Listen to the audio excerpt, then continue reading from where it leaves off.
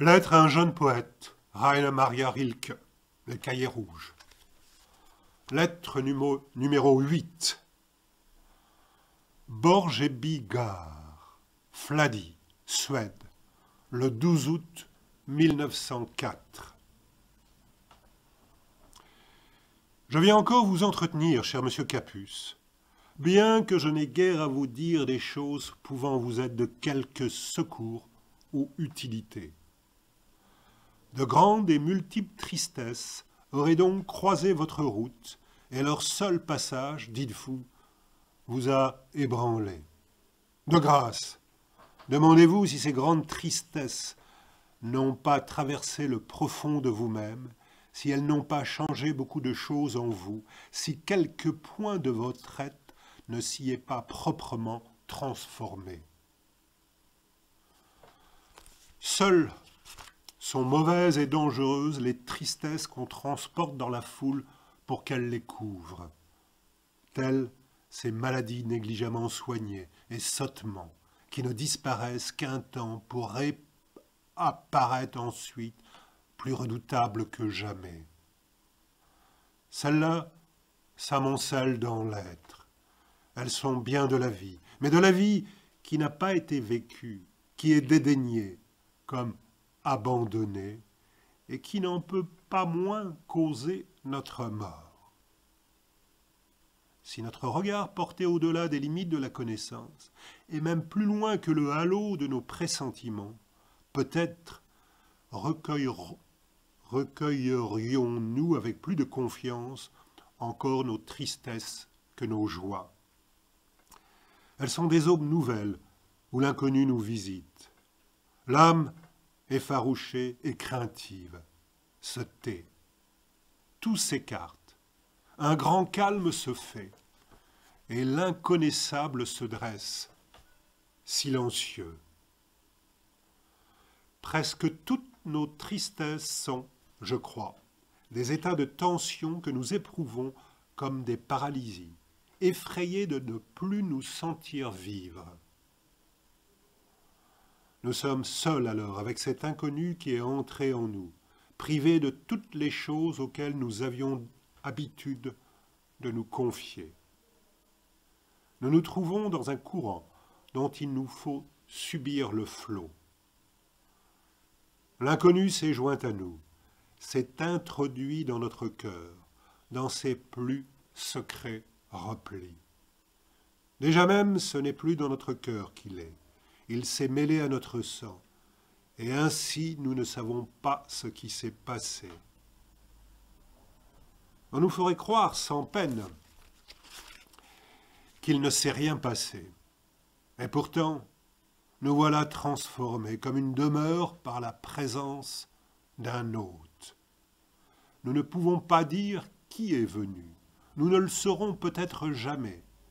Mais bien des signes nous indiquent que c'est l'avenir qui entre en nous de cette manière pour se transformer en notre substance, bien avant de prendre forme lui-même.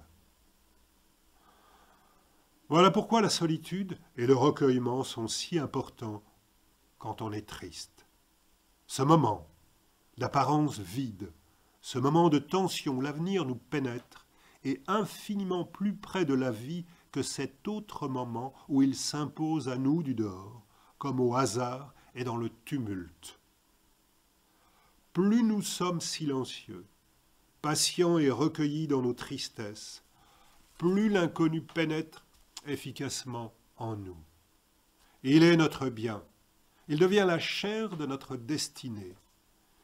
Il nous maintiendra étroitement à elle quand elle s'échappera de nous pour s'accomplir, c'est-à-dire pour se projeter sur le monde. Et il faut que ce soit ainsi, il est nécessaire, et c'est en cela que tient tout notre développement, que nous ne rencontrions rien qui ne nous appartienne déjà depuis longtemps. La science a dû déjà bien souvent modifier ses idées sur le mouvement. De même, n'apprendrons-nous que peu à peu que ce que nous appelons la destinée ne vient pas du dehors de l'homme, mais qu'elle sort de l'homme même. C'est pour ne pas avoir absorbé leur destinée alors qu'elle n'était qu'en eux, et ne pas s'y être transformés, que tant d'hommes en sont venus à ne pas la reconnaître au moment où elle leur échappait pour s'accomplir. Elle apparut alors si étrange à leur effroi que dans leur trouble, ils crurent qu'elle leur venait subitement, au point qu'ils auraient juré n'avoir jamais rien rencontré de pareil en eux-mêmes jusque-là. De même qu'on s'est trompé longtemps sur la marche du soleil, on se trompe encore sur la marche de l'avenir. L'avenir est fixe, cher monsieur Capus. C'est nous qui sommes toujours en mouvement dans l'espace infini. Comment notre condition ne serait-elle pas difficile? Et si nous revenons à la solitude, il nous devient de plus en plus clair qu'elle n'est pas une chose qu'il nous est loisible de prendre ou de laisser. Nous sommes solitude. Nous pouvons, il est vrai, nous donner le change et faire comme si cela n'était pas. Mais c'est tout, comme il serait préférable que nous comprenions que nous sommes solitude. Oui. Et partir de cette vérité, sans nul doute serons-nous alors pris de vertige, car tous nos horizons familiers nous auront échappé. Plus rien ne se rapproche, et le lointain reculera à l'infini. Seul un homme qui serait placé brusquement, et sans y avoir été aucunement préparé, de sa chambre au sommet d'une haute montagne, éprouverait quelque chose de pareil. Une insécurité sans égale, un tel saisissement venu d'une force inconnue, qu'il en serait presque détruit. S'il imaginait qu'il va tomber, ou être jeté dans l'espace, ou encore éclater en 1000 morceaux, quel monstrueux mensonge son cerveau devrait-il inventer pour qu'il puisse recouvrer ses sens et les mettre en ordre? Ainsi, pour celui qui devient solitude, toutes les distances, toutes les mesures changent. Beaucoup de ces changements sont subis, comme chez cet homme au sommet de la montagne, naissent en lui des images extraordinaires, des sentiments étranges qui semblent défier sa résistance. Mais il est nécessaire que nous vivions cela aussi. Nous devons accepter notre existence aussi complètement qu'il est possible. Tout, même l'inconcevable, doit devenir possible. Au fond, le seul courage qui nous est demandé est de faire face à l'étrange, au merveilleux, à l'inexplicable que nous rencontrons. Que les hommes, là, aient été veulent, et en a coûté infiniment à la vie, cette vie que l'on appelle l'imaginaire, ce monde prétendu surnaturel, la mort, toutes ces choses nous sont au fond consubstantielles. Mais elles ont été chassées de la vie par une défense quotidienne, au point que les sens qui auraient pu les saisir se sont atrophiés. Et encore, je ne parle pas de Dieu. La peur de l'inexplicable n'a pas seulement appauvri l'existence de l'individu, mais encore les rapports d'homme à l'homme. Elle les a soustraits au fleuve des possibilités infinies, pour les abriter en quelques lieux sûrs de la rive. Ce n'est pas seulement à la paresse que les rapports d'homme à homme doivent être indiciblement monotones, de se reproduire sans nouveauté. C'est à l'appréhension par l'homme d'un nouveau dont il ne peut prévoir l'issue et qu'il ne sent pas de taille à affronter.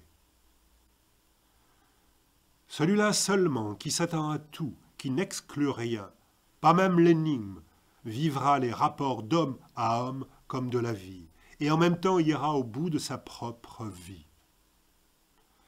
Si nous nous représentons la vie de l'individu comme une pièce plus ou moins grande, il devient clair que presque tous n'apprennent à connaître qu'un coin de cette pièce. Cette place devant la fenêtre, ce rayon dans lequel ils se meuvent et où il se trouve une certaine sécurité. Combien plus humaine est cette insécurité, pleine de dangers, qui pousse les prisonniers dans les histoires de Poé à explorer de leurs doigts leurs cachots terrifiants, à tout connaître des frayeurs indicibles qui en viennent. Mais nous ne sommes pas des prisonniers. Nulle trappe, nul piège ne nous menace. Nous n'avons rien à redouter. Nous avons été placés dans la vie comme dans l'élément qui nous convient le mieux. Une adaptation millénaire fait que nous ressemblons au monde, au point que si nous restions calmes, nous distinguerions à peine, par un mimétisme heureux, de ce qui nous entoure. Nous n'avons aucune raison de nous méfier du monde, car il ne nous est pas contraire. S'il y a des frayeurs, ce sont les nôtres. S'il y a des abîmes, ce sont nos abîmes. S'il y a des dangers, nous devons nous efforcer de les aimer. Si nous construisons notre vie sur ce principe qu'il nous faut aller toujours au plus difficile, alors tout ce qui nous paraît encore aujourd'hui étranger nous deviendra familier et fidèle. Comment oublier ces mythes antiques que l'on trouve au début de l'histoire de tous les peuples? Les mythes de ces dragons qui, à la minute suprême, se changent en princesses. Tous les dragons de notre vie sont peut-être des princesses qui attendent de nous voir beaux et courageux. Toutes les choses terrifiantes ne sont peut-être que des choses sans secours, qui attendent que nous les secourions. Aussi, cher monsieur Capus, ne devez-vous pas vous effrayer quand une tristesse se lève en vous, fût-elle une tristesse plus grande que toutes celles que vous avez vécues. Quand une inquiétude passe, comme ombre ou lumière de nuage, sur vos mains et sur votre fer, vous devez penser que quelque chose se fait en vous, que la vie ne vous a pas oublié, qu'elle vous tient dans sa main à elle et ne vous abandonnera pas. Pourquoi voulez-vous exclure de votre vie souffrance, inquiétude, pesante mélancolie, dont vous ignorez l'œuvre en vous? Pourquoi vous persécutez vous-même avec cette question? D'où vient tout cela? Où va tout cela? Vous savez bien que vous êtes évolution et que vous ne désirez rien tant vous-même que de vous transformer. Si certains de vos états vous semblent maladifs, dites-vous bien que la maladie est pour l'organisme un moyen de chasser ce qui lui est contraire. Il faut donc aider cette maladie à suivre son cours. C'est le seul moyen pour l'organisme de se défendre et de se développer. Tant de choses se font en vous en ce moment. Soyez patient comme un malade et confiant comme un convalescent. Vous êtes peut-être l'un et l'autre, bien plus. Vous êtes aussi médecin et c'est à vous-même que vous devez vous confier. Mais il y a dans toute maladie des jours où le médecin ne peut qu'attendre. Et pour autant que vous êtes votre médecin, c'est surtout cela que maintenant vous devez faire. Ne vous observez pas trop. Gardez-vous de tirer ce qui se passe en vous des conclusions hâtives. Laissez-vous faire tout simplement. Sinon, vous seriez conduit à vous reprocher.